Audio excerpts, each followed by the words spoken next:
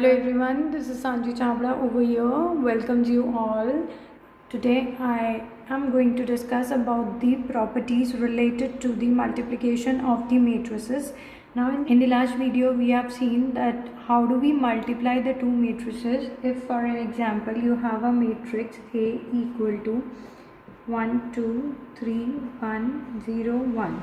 The another matrix is, let's say, 6 2 7 0 1 9 0 0 8. These are the two matrices that you people have. Okay.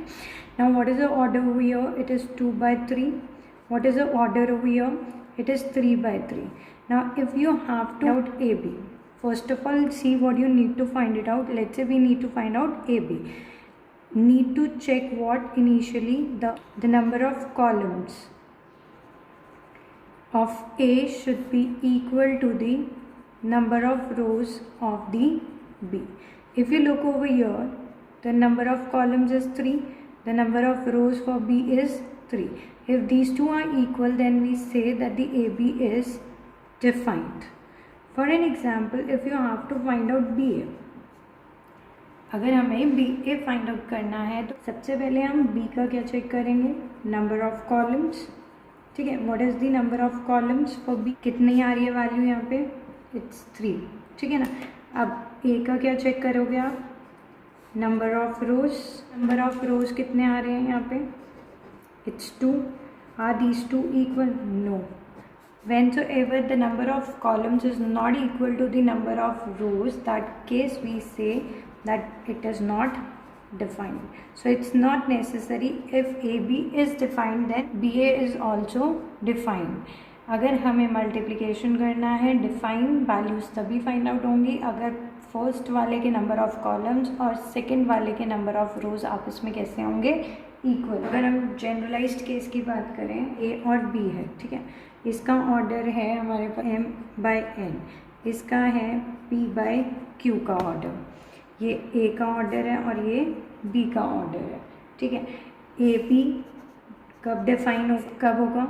जब N और P आपस में कैसे हो जाएंगे? इसके नंबर ऑफ कॉलम्स किसके इक्वल आ जाए? नंबर ऑफ रोज. ठीक है, अब BA डिफाइन कब होगा? इफ़ Q जो है मतलब B का नंबर ऑफ कॉलम्स और उसके नंबर ऑफ रोज क्या हो जाएंगे आपस में? इक्वल. देखिए, अगर हमारे पास स्क्वायर मैट्रिसेस होती, फॉर एन एग्जांपल, ठीक है, एक मैट्रिक्स A ले ली, दूसरी B ले लेते हैं. For an example let's take it as 1 7 6 1. ठीक है, ये भी 2 by 2 का मैट्रिक्स है और ये भी क्या है? 2 by 2 का है. ठीक है, अगर हम AB फाइंड आउट करना चाहें तो AB क्या होगा? ये 2 आ गया है ना, 0 ही हो जाएगा. इसके नीचे ये 1 1 जा, ये 14 हो गया. तो 12 + 0 हो गया, ये हो गया 6 + 2. ठीक है, ये कितना आया? 2 15 12 एंड 8. ठीक है, अगर हम BA की बात करें, BA की वैल्यू कितनी आएगी? करोगे B के ऊपर क्या लिख दोगे? पहले 2 और 1 लिख दोगे. ये 2 हो गया प्लस 6 आ गया. ठीक है, और ये 14 + 1.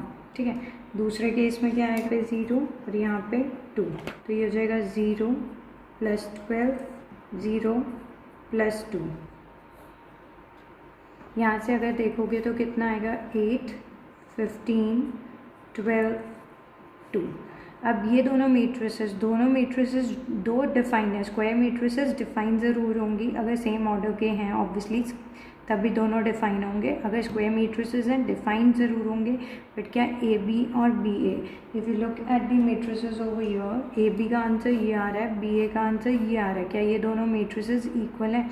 No, AB is not equal to BA. मतलब AB और BA डिफाइन अगर ज़रूरी है, ये ज़रूरी नहीं है कि वो मैट्रिसेस आपस में कैसी होंगी? इक्वल भी होंगी. इसी को बोलते हैं हम नॉन कम्यूटेटिविटी,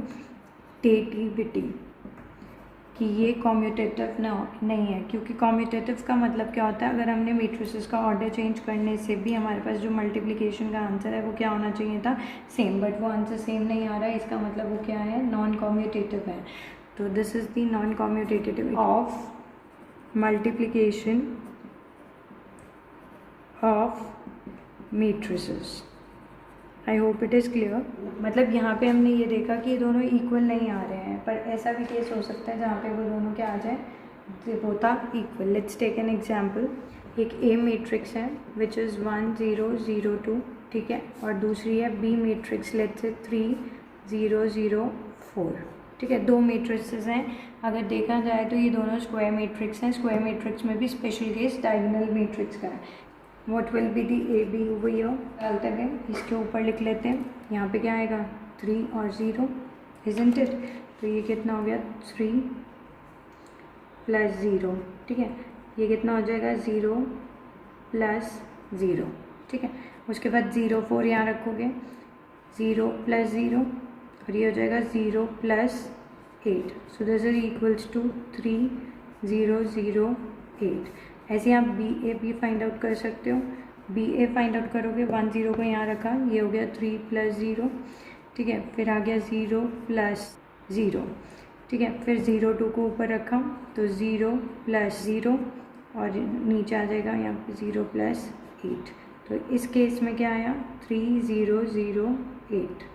तो हमने एक स्क्वायर मैट्रिक्स में केस देखा था जहाँ पे हमारे पास क्या आ रहा था, A B was not equal to B A, but यहाँ पे ए बी जो है वो इक्वल टू क्या आ रहा है बी ए. अच्छा, यहाँ पे एक चीज़ और देखो, ये मैट्रिसेस स्क्वायर तो है, बट ये कौन से वाली है स्क्वायर में भी diagonal.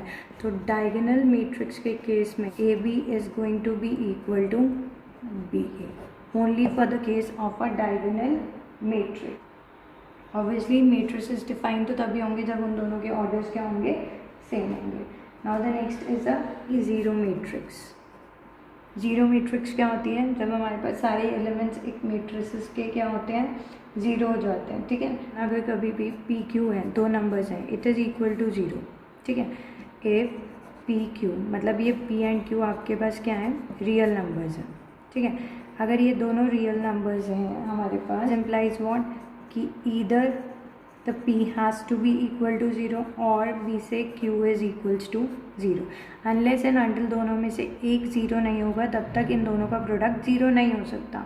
But zero matrix, you can get this zero matrix as the product of two non zero matrices. मतलब दो नॉन ज़ीरो मैट्रिसेस लेंगे हम, उन दोनों को मल्टीप्लाई करेंगे. On multiplication we'll see this thing that resultant is a zero matrix, ठीक है.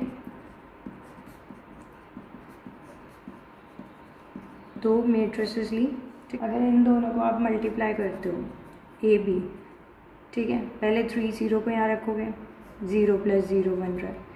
फिर यहाँ पे भी ये क्या बना 0 + 0, इसको रखोगे 4 0 को वहाँ पे, 0 + 0 again 0 + 0. So that means you are getting what 0 0 0 over here.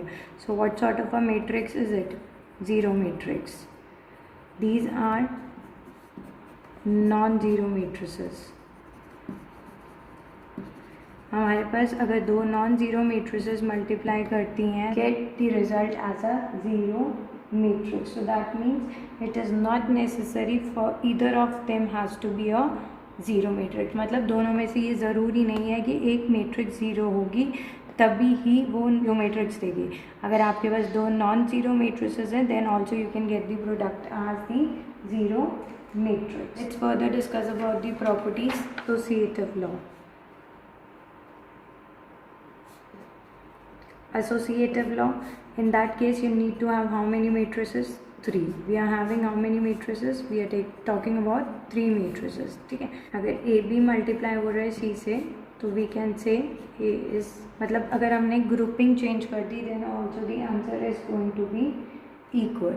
मतलब अगर हमने पहले यहाँ पे ए बी मल्टीप्लाई किया फिर सी मल्टीप्लाई किया, यहाँ पे हमने पहले बी सी को मल्टीप्लाई बी सी को ए से मल्टीप्लाई किया है, in both the cases the answer is same. But condition क्या होती है, whenever both sides of the equality are defined. मतलब दोनों के साइड्स डिफाइंड होनी चाहिए. मतलब कि इधर भी हमारे पास प्रोडक्ट बनना चाहिए, मतलब ऑर्डर का जो भी सीक्वेंस होता है, मतलब इसके number of columns should be equal to the number of rows इसके, फिर जो आ रहा है उसके नंबर ऑफ़ कॉलम्स इसके नंबर ऑफ़ रोज़ के इक्वल होंगे, तो ये डिफाइन होगा, है ना, प्रोडक्ट तभी डिफाइन होगा। सिमिलरली यहाँ पे पहले ये होना है, तो इसके नंबर ऑफ़ कॉलम्स और इसके नंबर ऑफ़ रोज़ क्या होने चाहिए थे, इक्वल, ठीक है। फिर उसके बाद जो इसके नंबर ऑफ़ कॉलम्स आएंगे वो किसके इक्वल आने चाहिए, BC के नंबर ऑफ़ रोज़ के इक्वल। अगर दोनों साइड हमारी डिफाइन होगी तब मल्टीप्लिकेशन के केस में सेटिस्फाई होता है। इसको फर्दर मैं एक एग्जांपल से अभी आपको एक्सप्लेन कर देती हूँ। फिर हमारे पास होता है डिस्ट्रीब्यूटिव लॉ।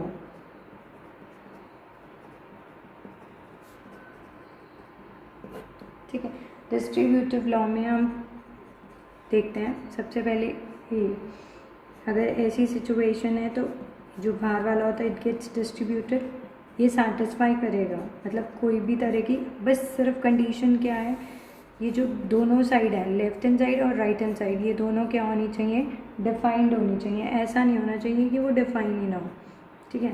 जो पहले प्लस हो इधर हो रहा है तो ये कितना हो जाएगा, AC प्लस BC, दोनों साइड डिफाइन होनी चाहिए। Now the next one, existence of multiplicative identity. कोई भी एक स्क्वायर मैट्रिक्स है, सबसे पहले एक ए लिया which is a square matrix, ठीक है।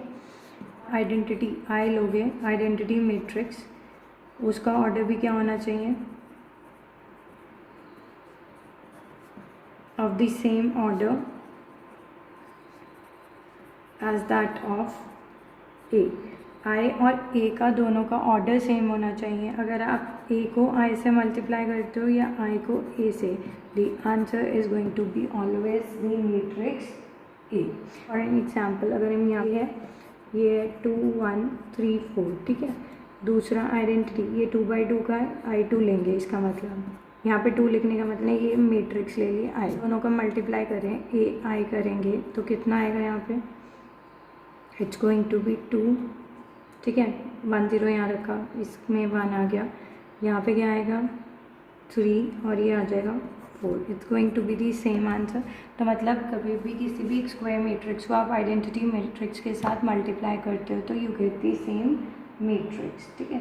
तो इसका मतलब मल्टीप्लिकेटिव आइडेंटिटी एग्जिस्ट करती है। There is an A, this is what is the 3 matrices are there. Now let's prove the associative law. For the case of the associative law you need to prove what, कि A B पहले multiply हो रहा है, फिर C होगा, फिर यहाँ पे A, मतलब ये लेफ्ट हैंड साइड और राइट हैंड साइड आपको क्या करनी है, इक्वल प्रूव करनी है, ठीक है। पहले हम कर लेते हैं A B, हम सिर्फ लेफ्ट हैंड साइड कर रहे हैं, ठीक है। अगर हम A B की बात करें, ये 0 -6 7 6 0 8 7 8 0, ठीक है।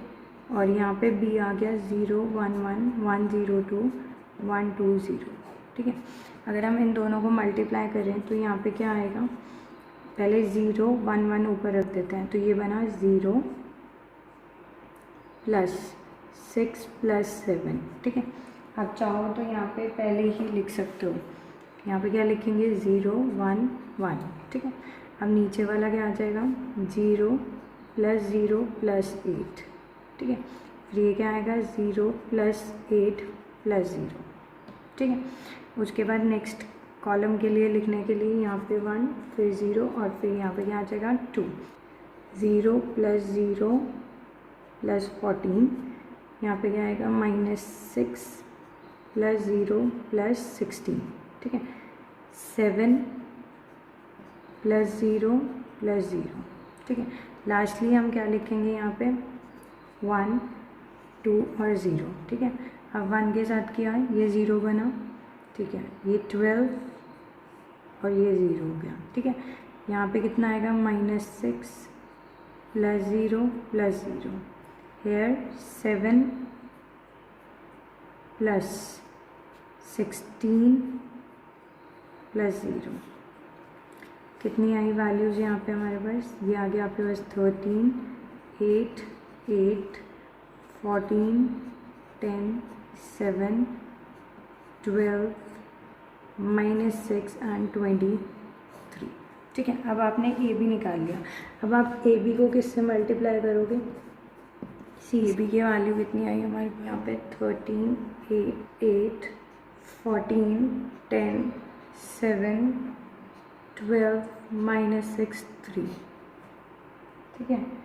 और यहाँ पे सी की वैल्यू कितनी है 2 -2 और यहाँ पे 3, यहाँ पे क्या लिखोगे 2 -2 और यहाँ पे 3, ठीक है। अब इसको करते हैं, कितना आएगा यहाँ पे, ये आ गया 26 ± 28 + 36, इधर आ गया 16 ± 20 ± 18, ये आ गया 16 ± 14 प्लस यहाँ पे ये 23 था, ठीक है, 69, ठीक है। ये आया आपके पास 34 - 22 71, ठीक है। नाउ फर्दर अगर हम RHS करें, RHS के अकॉर्डिंग पहले हमें क्या करना पड़ेगा, मल्टीप्लाई BC, ठीक है।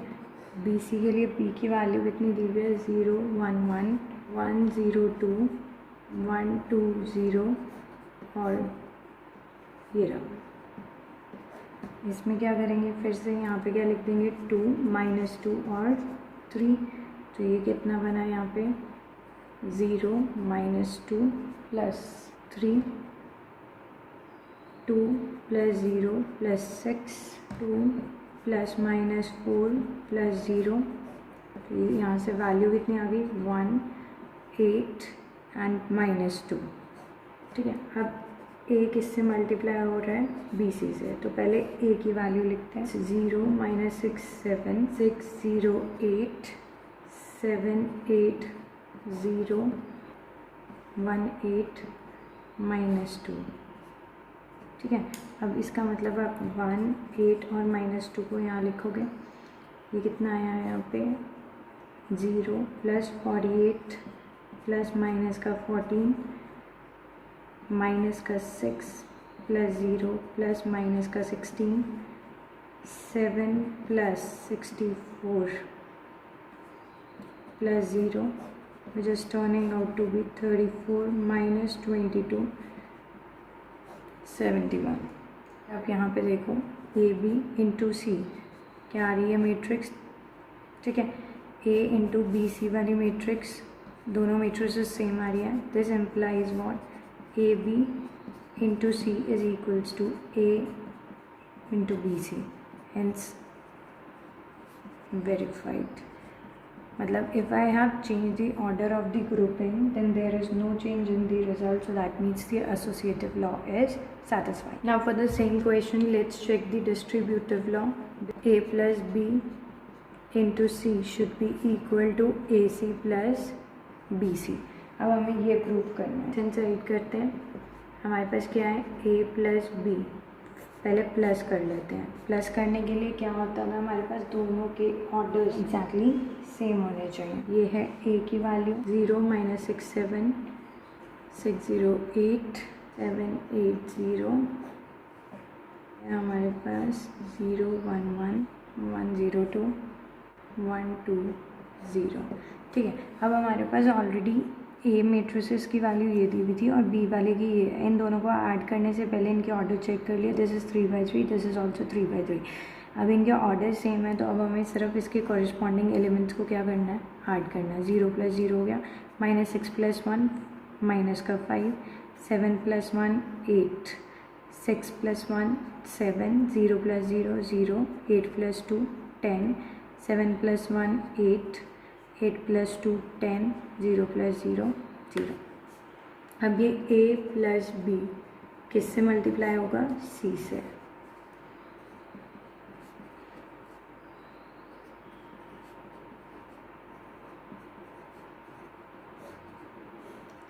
C मैट्रिक्स की वैल्यू 2 - 2 और यहाँ पे 3, ऊपर क्या लिखेंगे यहाँ पे 2 - 2 और 3 आया। 0 प्लस माइनस का 14 प्लस 24, इधर आएगा माइनस का 10 plus 0 plus 30 16 plus minus 20 plus 0, ठीक है। ये हो गया आपके पास 10 20 एंड -4। ठीक है, अब अगर हम राइट हैंड साइड सॉल्व करें, पहले ए सी को फाइंड आउट करते हैं और बी सी को।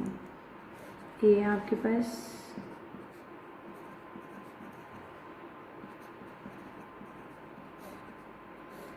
सी मैट्रिक्स 2 -2 और ये 3। आप मल्टीप्लाई करने के लिए फिर से यहाँ पे क्या लिखेंगे, 2 -2 और 3।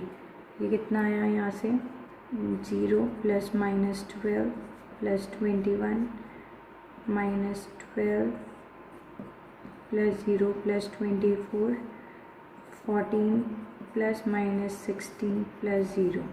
ठीक है, ये वैल्यू आ गई आपके पास 9 12 और -2।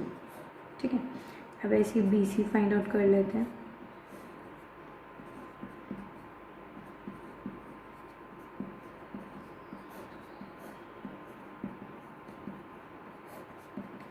क्या करेंगे, फिर से ये वाले को यहाँ पे लिखेंगे।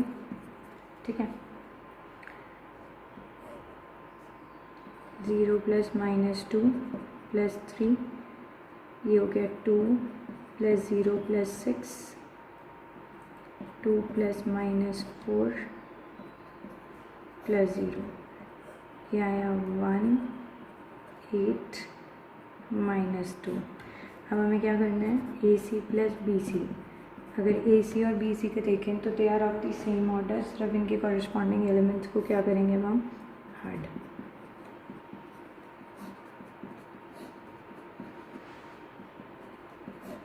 ठीक है, ऑन एडिशन क्या मिला, 10 20 एंड -4। ऊपर यहाँ पे देखो, लेफ्ट हैंड साइड में मैट्रिसेस ये आया, राइट हैंड साइड में भी यही आया, तो a + b × c = ac + bc, hence verified. I hope it is clear. Have a look at the questions.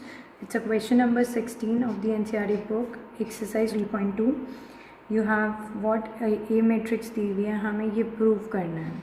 ठीक है, ये रिलेशनशिप दिखाना है। लेफ्ट हैंड साइड जो है वो टोटली टर्न आउट हो रही है 0 मैट्रिक्स पे, 0। ठीक है, अब उसके लिए ए क्यूब है ना, पहले ए क्यूब के लिए पहले a² फाइंड आउट करना पड़ेगा। a² कैसे फाइंड आउट करते हैं, a × a² बन जाएगा। तो यहाँ से आया 102 020 213 102 020 213। ठीक है, अब इसको कितना आएगा, 1 + 0 + 4।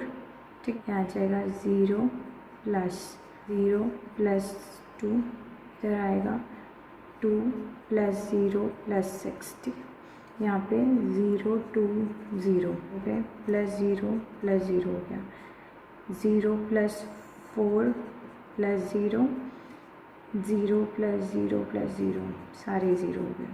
ठीक है, 2 + 0 + 6, 2 + 3 4 0 और यहाँ पे 9। ठीक है, आंसर क्या आ जाएगा इसके बाद, ये 5 ये 2 ये 8 0 4 0 8 5 एंड 13। ठीक है, ये तो आया a²। अब a क्यूब फाइंड आउट करने के लिए क्या होगा, a × a², a क्यूब बन जाएगा। अब a की वैल्यू कितनी आएगी, 102 020 213 और ये रहा आपका 528 040 8 5 एंड 13। ठीक है, मल्टीप्लाई करके देखते हैं। 5 2 8 लिखा, इसको मल्टीप्लाई करते हैं, ये आ गया 5 + 0 + 16 0 + 4 + 8 10 + 0 + 24। ठीक है, फिर यहाँ पे आएगा 0 4 0 0 + 0 + 0 0 + 8 + 0। ठीक है, ये हो गया फिर से 0 + 0 + 0। ठीक है, अब लास्टली क्या बचा हमारे पास, 5 एंड 13 8 0 एंड 26 0 10 13 16,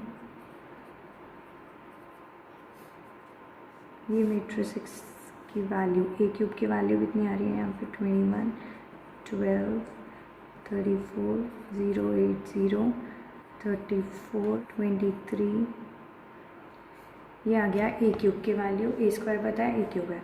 अब हम लेफ्ट हैंड साइड लेते हैं, लेफ्ट हैंड साइड क्या है, a cube minus 6a square plus 7a plus 2i, ठीक है, वो सेम ऑर्डर पर लेंगे। ए क्यूब की वैल्यू कितनी है 21, 12, 34, 0, 8, 0, 34, 23 and 55 minus 6 a square 5, 2, 8, 0, 4, 0, 8, 5 and 13, 7, a की वैल्यू कितनी है 1, 0, 2, 0, 2, 0, 2, 1, 3, ठीक है, प्लस 2 इंटू आई, डायगोनल मैट्रिक्स होएगी, ठीक है, सेम ऑर्डर का लेंगे। सबसे पहले तो इसको मल्टीप्लाई कर लेते हैं, ये एज इट इज रहेगा,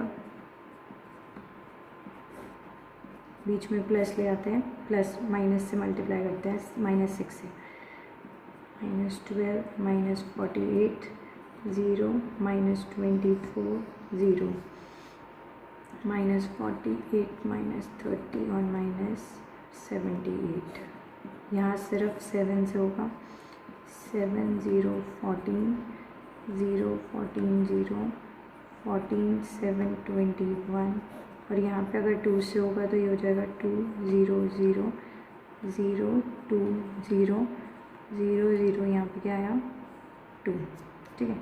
अब इन सबको अगर हम ऐड कर दें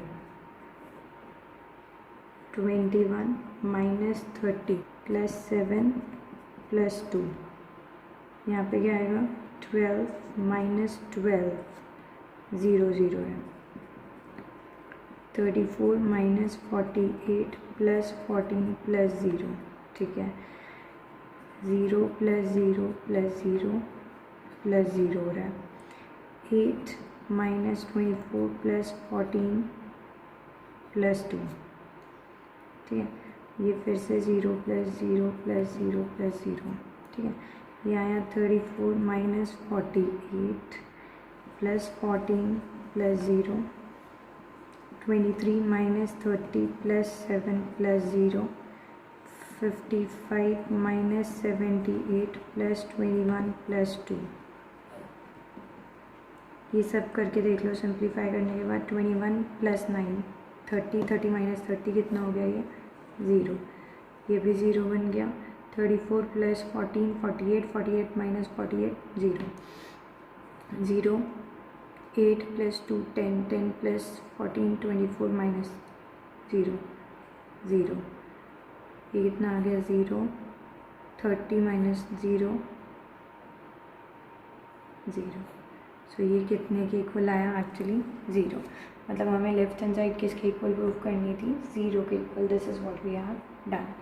Now have a look at the next question. This is a question number 17. It came from the NCERT book of the exercise 3.2. We are given with the two matrices A and I. You have to find out the value for K. This is what is the equation that is given to you. For this you need to know the A square. How can you find out the A square? A square is going to be A into A, which is 3, 4, minus 2, minus 2. Further 3, 4, minus 2, minus 2. यहाँ पे पहले 3, 4 लिख लेते हैं, कितना आ जाएगा, ये हो गया 9 माइनस 8, ठीक है, ये हो गया 12 माइनस ये, फिर अब क्या आएगा यहाँ पे -2 और -2, ठीक है, ये आया आपके पास -6 प्लस 4 -8 प्लस 4, ये हो गया 1, ये हुआ 4 -2 एंड -4, ए स्क्वायर की वैल्यू आ गई। अब हमारे को ये दिया हुआ है a square is equals to k a minus 2i, a will be equal to a square plus 2i, a square कितना आएगा यहाँ पे 1 4 -2 -4, ठीक है, plus 2 into identity matrix 1 0 0 1 1 4 -2 -4 plus 2 0 0 2, ठीक है। इन दोनों को आप ऐड करोगे तो कितना आएगा यहाँ पे 3 आएगा -2, ये आएगा 4 और ये आएगा -2, इज़न्ट इट। अगर हम देखा जाए k इंटू ए की वैल्यू कितनी है हमारे पास 3 4 -2 -2, और राइट हैंड साइड भी क्या आ रहा है 3 4 -2 into 1। On comparing both the sides, can we say that k is actually equal to 1? Okay, that's all for today. I hope the concepts and the questions are clear to you people. Yeah, thank you. Thanks for watching my video. Bye. Take care.